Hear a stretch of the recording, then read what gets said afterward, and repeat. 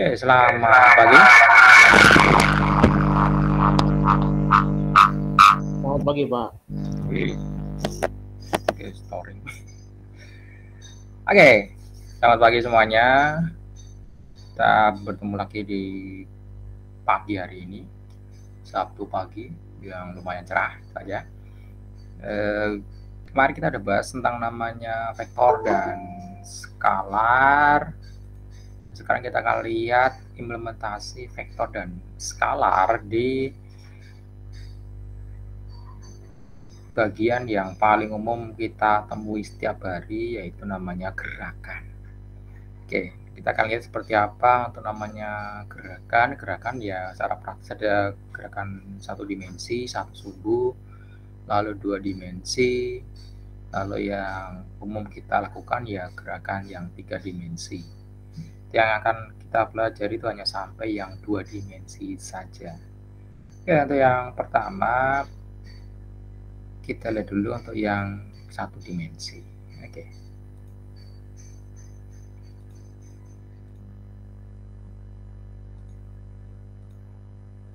Nah, gerakan satu dimensi ini gerakan yang ya sangat simpel, sederhana, itu aja ya.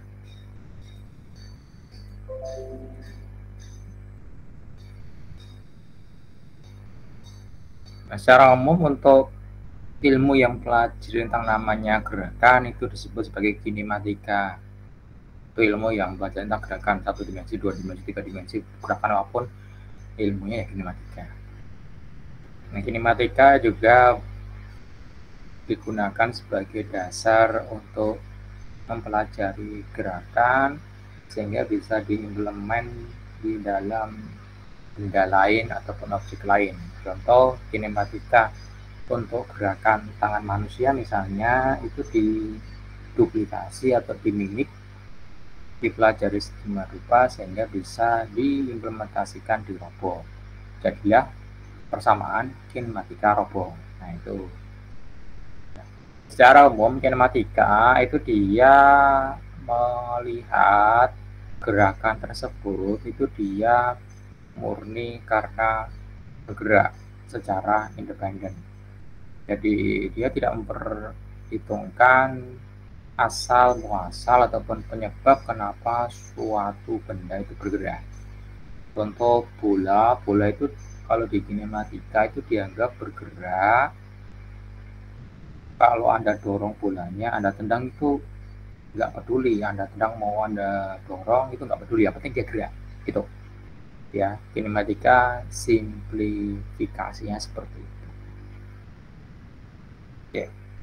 Nah, untuk menyederhanakan analisisnya, maka kinematika ini dia memberikan asumsi yang statik atau yang bisa diabaikan untuk beberapa parameter, yaitu yang pertama ukuran, selanjutnya bentuk, lalu yang selanjutnya rotasi, dan terakhir getarannya.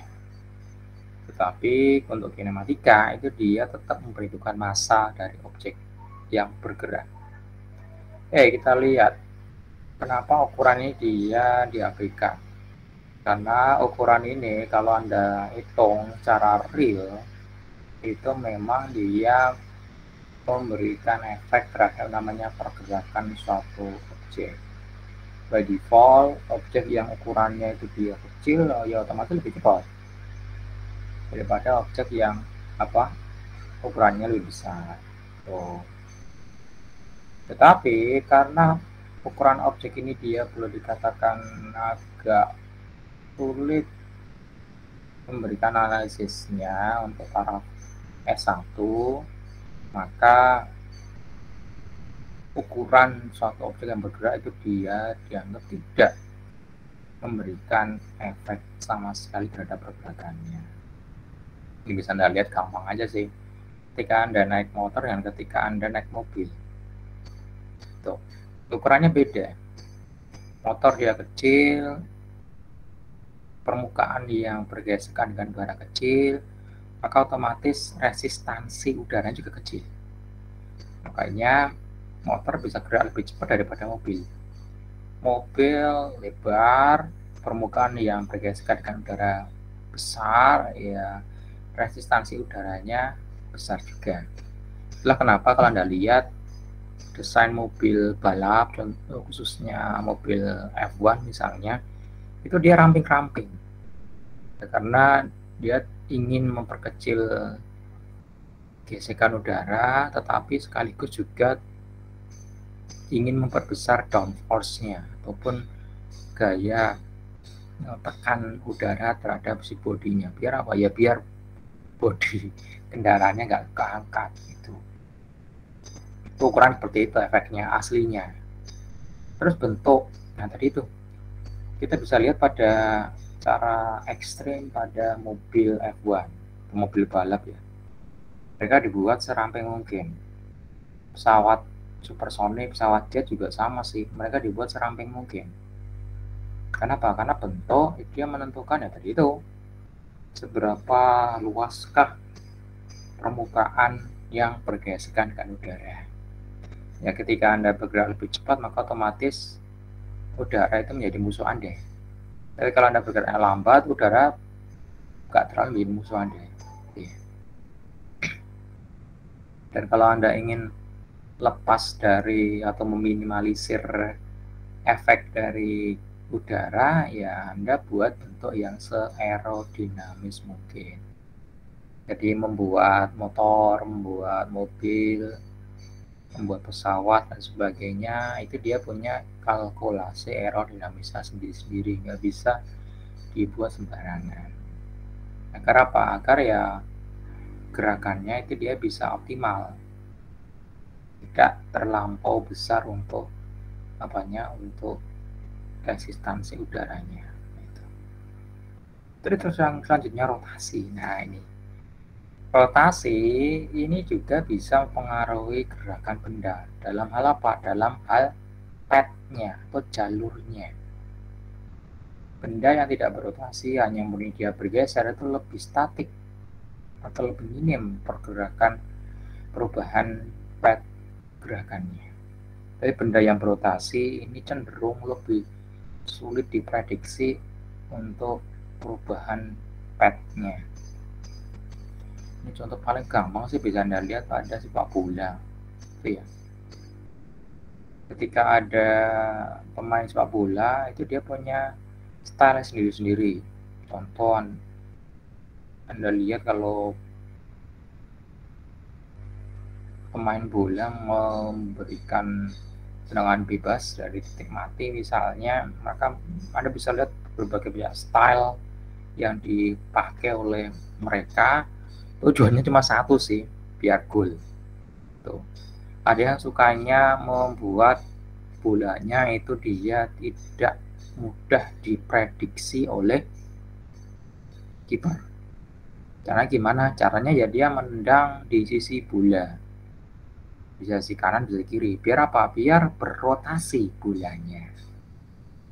Tuh, berotasi bolanya, ya arah atau gerakannya tidak terduga. Bolanya pertama kali misalnya menuju ke pojok kanan, pojok kiri atas gawang. Tapi karena dia berotasi, maka jadi curvy alias dia melengkung. Nah itu jadilah tendangan pisang atau banana kick. Contoh yang paling terkenal Anda bisa lihat di banana kick-nya Roberto Carlos tahun 98. Tuh, Fabian Barthez sudah meloncat, kalau nggak salah iya diarahkan aslinya ke arah sisi kiri gawang, tetapi karena Roberto Carlos nendangnya sangat cepat dan nendangnya pakai sisi luar kaki kirinya, ya udah bolanya muter-muter rotasi sampai akhirnya dia melengkung dan padnya jauh melenceng dari targetnya yang nggak dinyana oleh si kipernya yang udah gol gitu. Tuh. Jadi benda berotasi itu lebih cenderung susah diprediksi gerakannya. Makanya ini diabaikan kalau di kinematika. Jadi di kinematika kita tidak akan melihat benda itu bergeraknya nggak beraturan, alias random. Itu bukan kinematika begitu ya. Oke, terus yang selanjutnya vibrasi. Vibrasi ini juga erat hubungannya dengan rotasi. Ketika suatu benda tidak berotasi, maka vibrasinya nol. Tapi ketika benda berotasi, ya otomatis vibrasinya ada. Nah, karena ada vibrasi inilah, maka otomatis pattern ataupun path daripada si bendanya itu dia bisa berubah. Tuh. Contoh bisa Anda lihat pada atom. Atom itu dia selain dia berotasi pada polosnya sendiri, dia juga bervibrasi. Tuh. Sehingga kadang-kadang si atom ini dia path-nya itu keluar dari jalurnya. Yang jalurnya konsentris, putaran, memutari pusat atomnya, tiba-tiba dia bisa berpindah ke path yang lainnya. Itu. Nah, ini beberapa aspek yang disimplifikasi atau di-ignore kalau Anda belajar kinematika. Tuh. Aslinya kinematika kalau realnya itu dia memasukkan parameter-parameter itu. Ukuran, bentuk, rotasi, dan getarannya dimasukin. Agar apa? Agar mendekati realita yang ada. Tapi untuk yang teorinya hanya diajarkan untuk dasar analisisnya aja. Oke, itu nanti yang dipelajari itu ada gerak yang 1 dimensi dan 2 dimensi. Yang gerak 3 dimensi itu nggak dipelajari, itu aja ya, sama gerak relatif. Oke, gerak 1 dimensi ya dia ini sudah Anda dapatkan di SMP, SMA sudah ada ini. Gerak 1 dimensi, lintasannya garis lurus. Di situ ada GLB, lurus beraturan, GLBB, gerak lurus berubah beraturan, lalu gerak lurus berubah tidak beraturan. Jadi kadang-kadang cepat, kadang-kadang lambat. Tapi masih satu garis lurus ya. Lalu ada gerak 2 dimensi. Ini gerakan di mana lintasannya ada di bidang datar XZ saja. Tidak termasuk sumbu Z. Jadi dibatasi hanya 2 dimensi aja. Tentu sangat umum, gerak melingkar sama gerak parabola itu gerakan yang 2 dimensi. Nah, ketika kita belajar kinematika, maka Anda akan sering ketemu dengan berbagai term ini. Ada posisi yang perpindahan, ada kelajuan dan kecepatan, ada percepatan dan perlajuan. Kalau kemarin kita udah belajar vektor dan skalar, nah di sini kita akan lihat perbedaannya dari vektor dan skalar kalau di kinematika seperti apa. Jadi kita lihat posisi dan perpindahan. Posisi itu dia sifatnya skalar. Posisi itu dia menyatakan ya lokasi statik dari suatu objek. Itu ya. Statik posisinya dihitung pada satu saat. Tuh.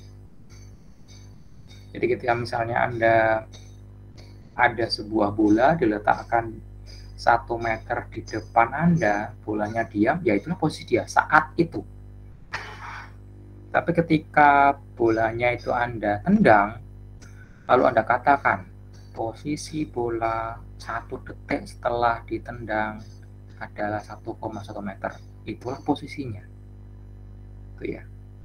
Jadi posisi itu sifatnya statik, hanya Anda lihat pada satu saat. Itu posisi seperti itu.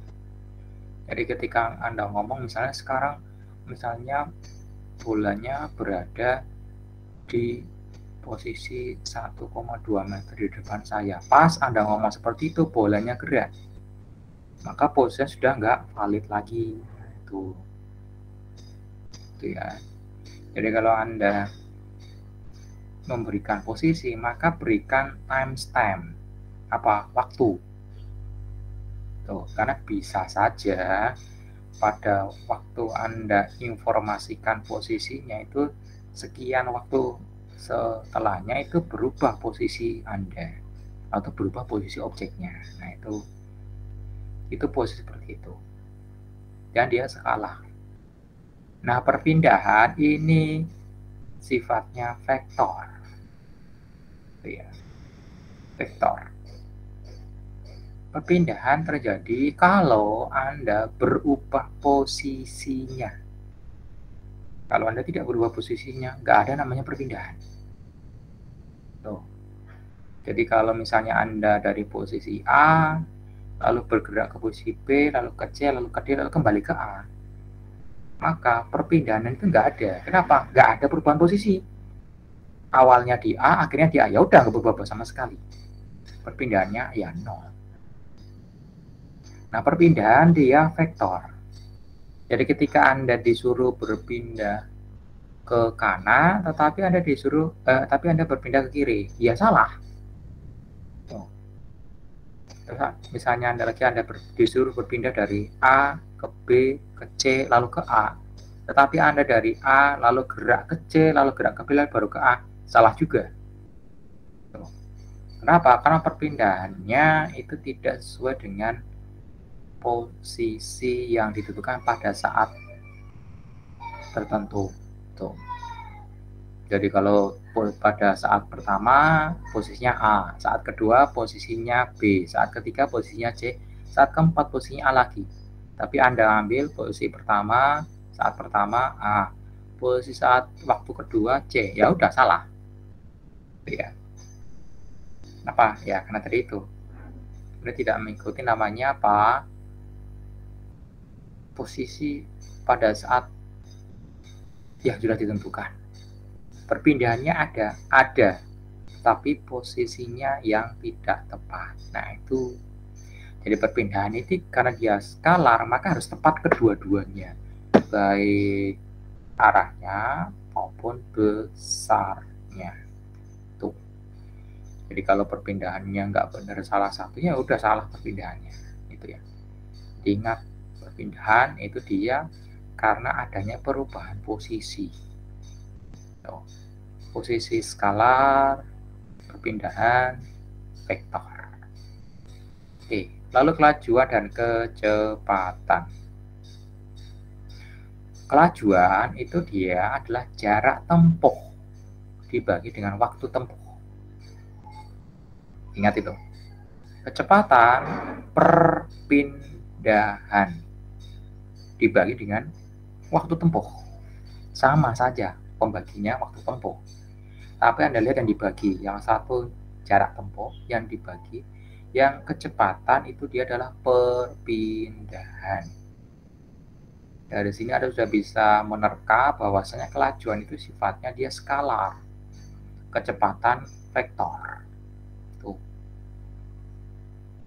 Jadi kalau misalnya Anda disuruh pindah dari kota A ke kota B, jaraknya kalau Anda melakukan perpindahan itu dia 100 km, tetapi gegara jalannya itu muter-muter nggak karuan, maka jarak tempuh Anda 120 km malahan. Tuh. Maka otomatis kelajuan dan kecepatan Anda berbeda. Tuh. Nah, kelajuan dan kecepatan bisa sama hanya kalau lintasannya lurus selama Anda bergerak. Jadi contoh, dalam waktu 1 menit mobil drag race misalnya, itu paling gampang. Dalam waktu 1 menit mobil drag race menempuh 300 meter misalnya dengan kelajuan dan kecepatan yang sama. Iya, benar kalau itu. Kenapa? Karena lintasannya sama persis lurus. Tapi kalau lintasan sudah agak ada belok-beloknya, udah bubar itu. Ada namanya kelajuan dan kecepatannya nggak bakal sama persis. Tuh, karena apa? Karena kelajuan itu dia real distance yang Anda tempuh. Kalau kecepatan itu dia hanya menentukan, hanya mengasumsikan titik awal dan titik akhir Anda. Itu aja. Jadi yang satu skalar, yang satu vektor. Jangan kebalik-balik ya, itu aja. Jadi yang di speedometer Anda itu dia aslinya memberikan informasi yaitu kecepatan sesaat Anda. Tuh. Jadi ketika Anda garis lurus di jalan raya lurus, Anda geber 50 km per jam, itu kecepatan sesaat Anda ketika Anda lihat speedometer Anda. Saya jamin Anda nggak bakal lihat speedometer motor itu telurusan. Kalau telurusan lihat ya udah nabrak Anda, itu aja. Jadi hanya pada saat Anda lihat 50 km, oh pada saat itulah kecepatan Anda 50 km terpantau di speedometernya. Tuh. Tapi ketika misalnya Anda lihat lagi 60 km, Anda lihat ke depan, Anda lihat lagi 60 km, lihat ke depan, terus, ya maka Anda bisa ngomong, oh kecepatan saya ratanya dan kecepatan saatnya sama. Tapi ketika Anda jalan, ketika Anda melambat atau ketika Anda berhenti, maka otomatis kecepatan sesaat dan kecepatan ratanya pasti berbeda. Itu ya. Jadi kelajuan kecepatan seperti itu, jangan dibulak-balik, jangan terbalik-balik, itu aja.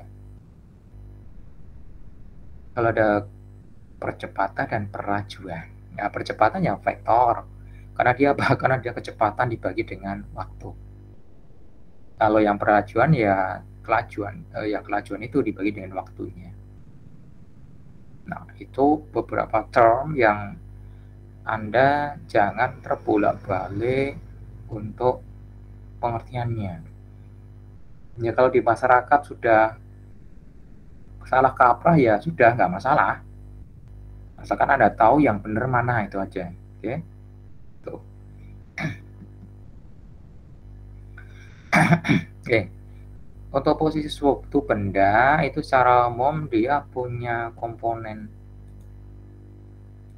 dalam sumbu X, dalam sumbu Y, dan dalam sumbu Z.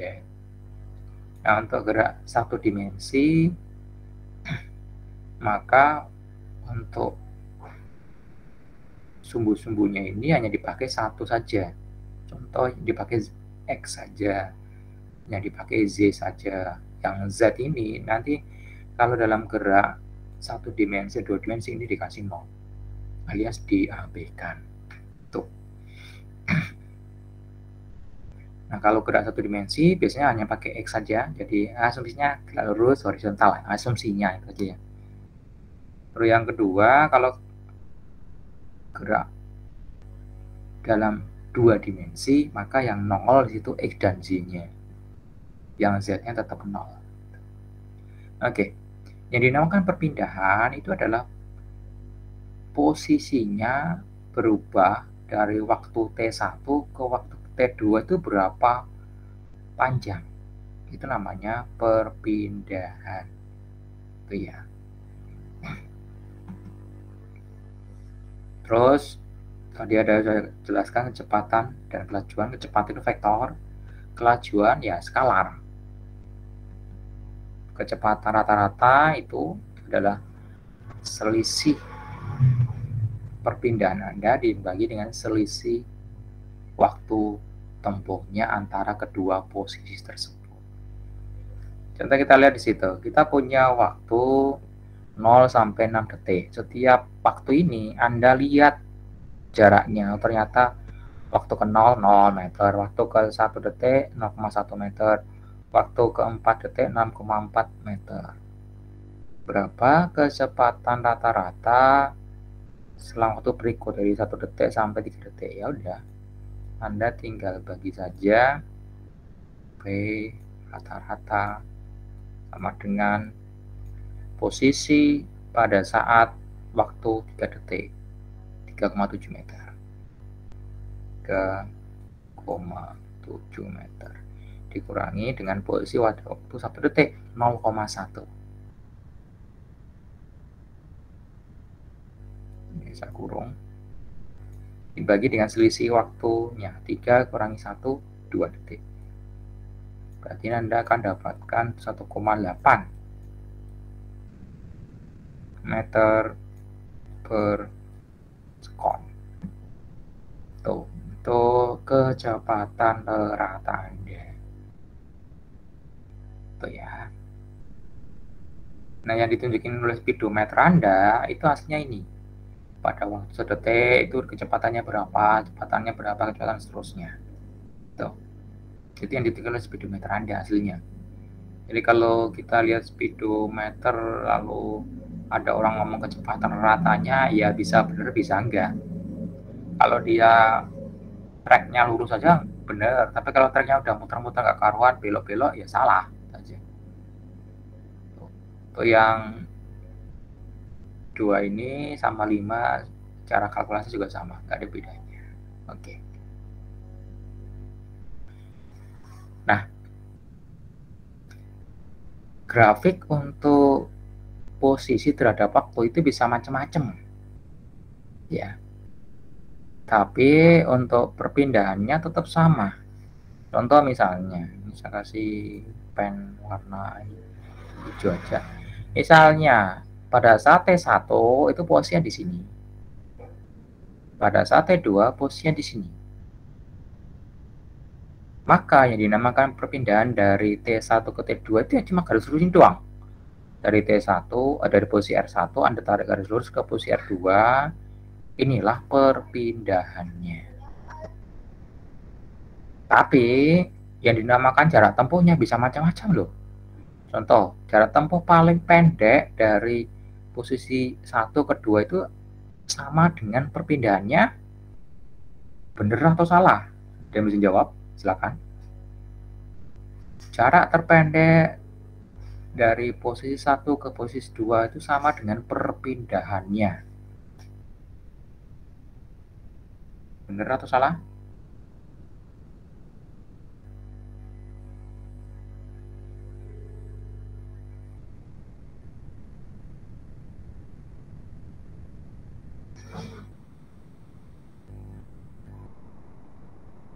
Silakan.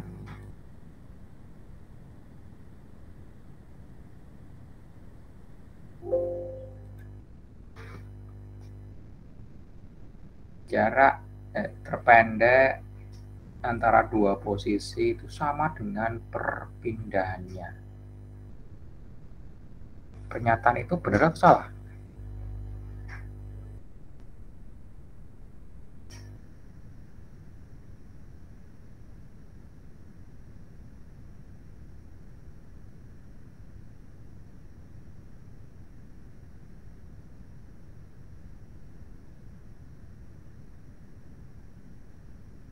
Oke, jadi kalau Anda lihat di grafik itu, secara ideal jarak terpendek antara satu posisi dengan posisi berikutnya ya emang sama dengan perpindahannya. Tuh, itulah kenapa kalau Anda lihat untuk namanya pergerakan pesawat itu kalau dia dari satu bandara ke bandara lain itu lurus saja. Ya kalau jarak bandaranya lumayan agak pendek sih nggak masalah. Ya pasti lurus saja.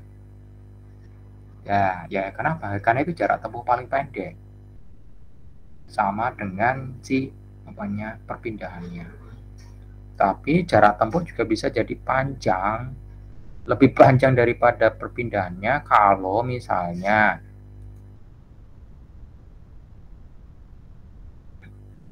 untuk pattern gerakannya itu dia punya pola yang ya agak aneh. Contoh misalnya dari posisi R1 ke posisi R2.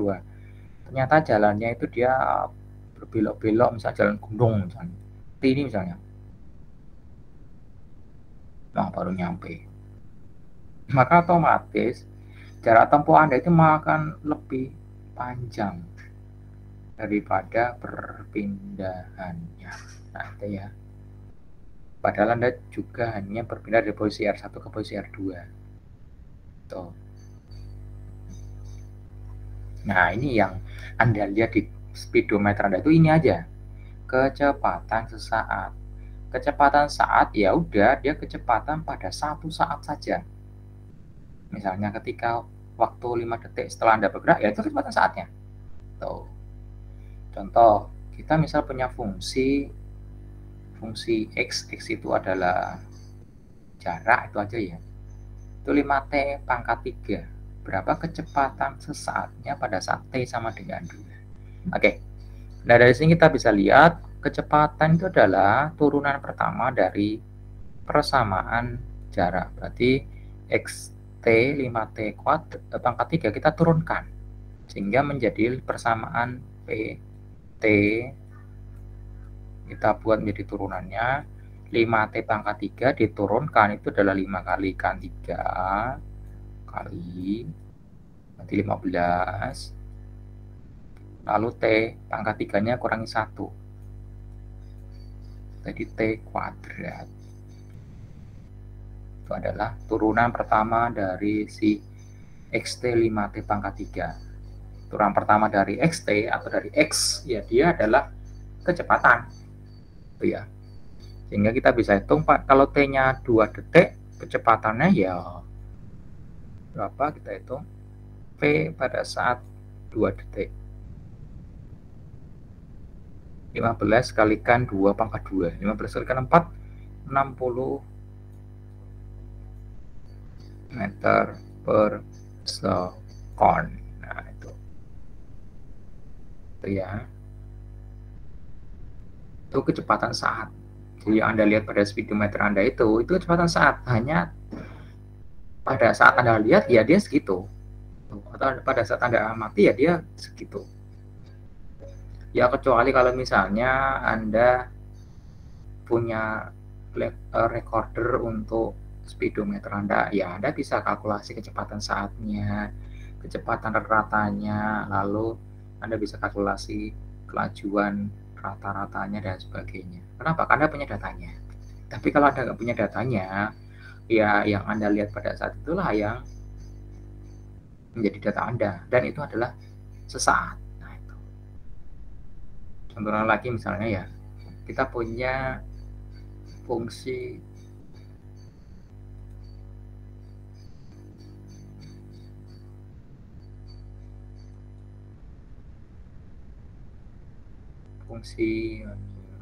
warnanya agak kurang.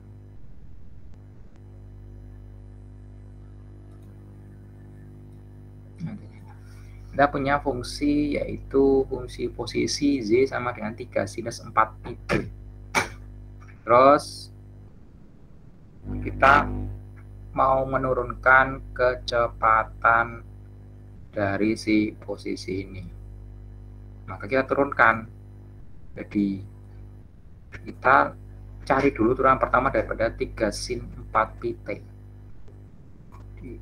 GY, turunan pertama dari Y terhadap T itu sama dengan ya 3 sinus 4 pi T. Turunan sin itu dia adalah cos. Dan di sini ada T itu adalah 4 pi. 4 pi T kita turunkan, ya jadilah dia 4 pi saja. 4 pi kalikan 3 berarti 12 pi. 12 pi. Turunan sin ya cos. Cos. Terus yang di dalam itu gimana? Di dalam itu sama. 4 pi T. Itu. Nah, pada saat T sama dengan 2, yang dimasukin aja T-nya ke sini 2. Jadi kita kecepatannya ada dapat 12 pi cos 4 pi kalikan 2 ya 8 pi. Nanti silakan Anda hitung berapa cos 8 pi itu dikalikan 12 pi. Ini nanti akan muncul di sini berapa kecepatannya dalam meter per second. Nah, itu. Ini konsep kecepatan hubungannya dengan apa? Yaitu persamaan jarak.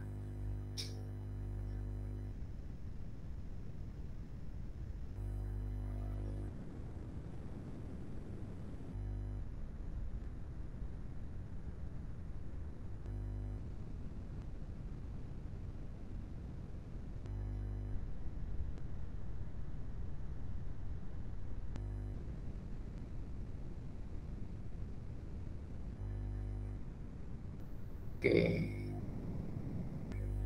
Nah, itu kalau kecepatan. Nah, kalau percepatan ya sama seperti kecepatan tadi itu sih. Cuma Anda turunkan dari kecepatan. Nah, itu. Oke. Nah, itu tadi konsep dasar untuk namanya kinematika. Nah, untuk gerak satu dimensi sendiri, seperti yang saya udah bilang, itu ada beberapa macam. Gerak lurus beraturan, gerak lurus berubah beraturan, dan gerak lurus berubah tak beraturan. Secara umum, persamaannya sama, satu persamaannya aja. Untuk dipakai di GLB maupun untuk dipakai di GLBB.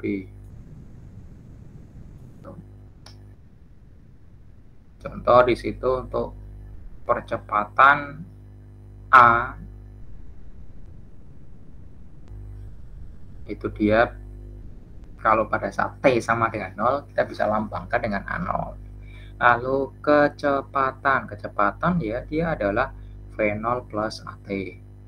Lalu kalau posisi XT itu adalah X0 plus V0T plus setengah AT kuadrat. Kita bisa juga hitung kecepatan dari komponen X-nya. Jadi V kuadrat sama dengan V0 kuadrat plus 2A delta X atau delta atau perubahan posisinya. Oke. Rumusan yang di sini itu berlaku umum untuk gerak lurus beraturan dan gerak lurus berubah beraturan. Tapi ada beberapa parameter yang dianggap asumsinya berbeda untuk gerak lurus beraturan dan gerak lurus berubah beraturan. Untuk gerak lurus beraturan, maka percepatannya 0 dan kecepatannya konstan. Jadi kalau gerak lurus beraturan percepatannya 0, maka VT-nya ya apa? VT-nya ya V0 plus AT. Hanya 0, berarti komponen yang belakang ini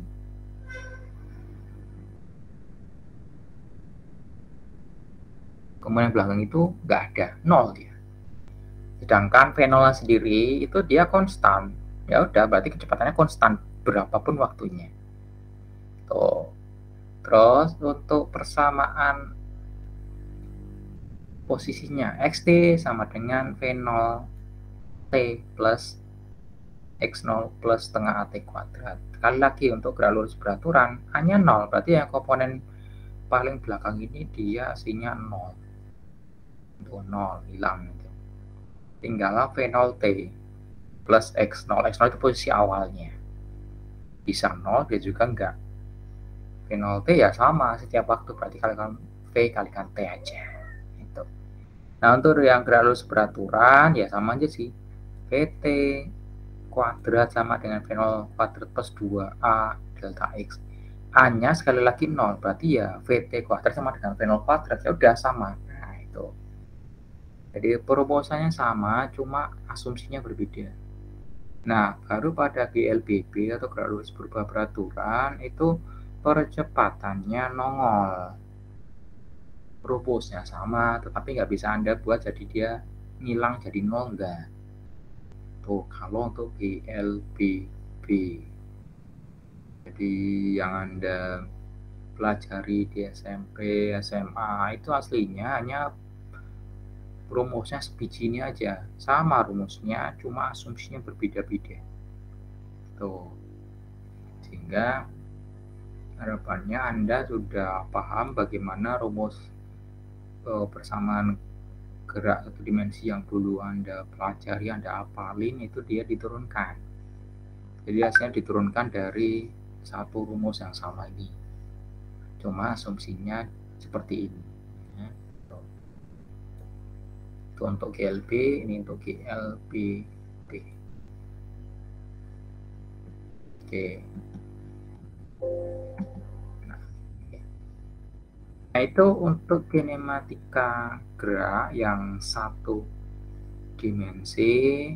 Nanti kita akan lanjutkan untuk yang dua dimensi. Nah, kinematika gerak ini dia mendasari dari berbagai macam jenis gerakan yang nantinya akan kita pelajari baik dalam kinematika itu sendiri maupun gerakan-gerakan lainnya, dan ya hal-hal yang berhubungan dengan kelistrikan. Contoh misalnya ini akan sangat Anda banyak lihat ketika kita nanti ngomongin dengan namanya arus listrik, lalu ada muatan listrik, itu aja. Elektron, proton itu dia bergerak sangat cepat. Tuh, berapa banyak arus yang dikeluarkan, yang di-generate, itu dia sangat bergantung terhadap seberapa cepat si elektronnya itu bergerak. Nah, di situ apa? Di situ ada kecepatan. Tuh. Balik lagi ke teori kinematika. Jadi mempelajari fisika klasik itu pasti akan selalu dipakai di fisika dasar maupun fisika lanjutan, karena dia mendasari ilmu-ilmu fisika yang modern. Tuh. Tentu saja dalam batasan-batasan tertentu. Oke. Nah, itu untuk materi kita namanya kinematika gerak. Kalau ada yang mau ditanyakan, saya persilahkan.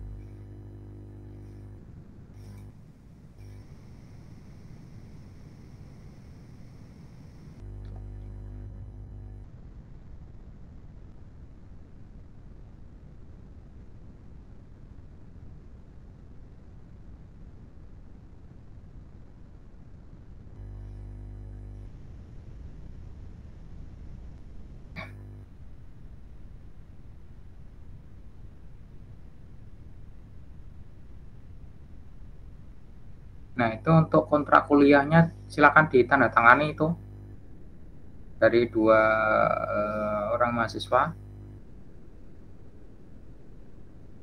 Nah, sekali lagi itu untuk kelengkapan administrasi perkuliahannya. Tuh. Silakan itu ditandatangani. Anda edit di Word. Lalu Anda bubuhkan tanda tangan Anda ke dalamnya, Anda scan atau ya Anda scan aja tanda tangan Anda, lalu Anda masukin ke Word-nya itu.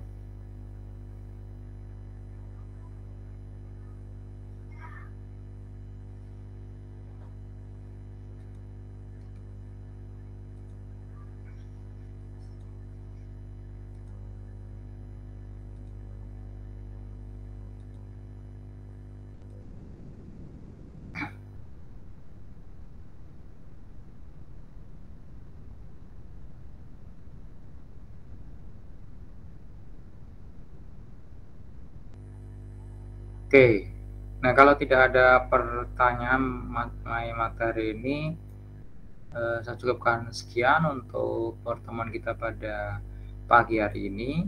Kita lanjutkan pada minggu depan untuk membahas lanjutan dari yaitu kinematika gerak dan beberapa contoh soalnya. Oke, nanti kalau ada yang mau bertanya silakan Anda posting aja di WA grup itu. Nanti akan saya jawab di situ juga. Oke, nah terima kasih atas perhatian dan kerjasamanya. Tetap jaga kesehatan yang baik-baik.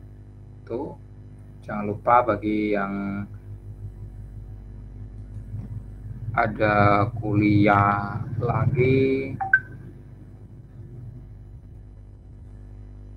jangan sampai telat masuknya, dan jangan lupa ada absensi ya. Tuh. Mesti di-spawn karena itu jadi arsip untuk perkuliahan ini. Oke, saya rasa itu aja. Terima kasih dan selamat pagi. Dadah. Selamat pagi Pak, terima kasih. Selamat pagi Pak. Selamat pagi Pak. Terima kasih Pak. Terima kasih Pak.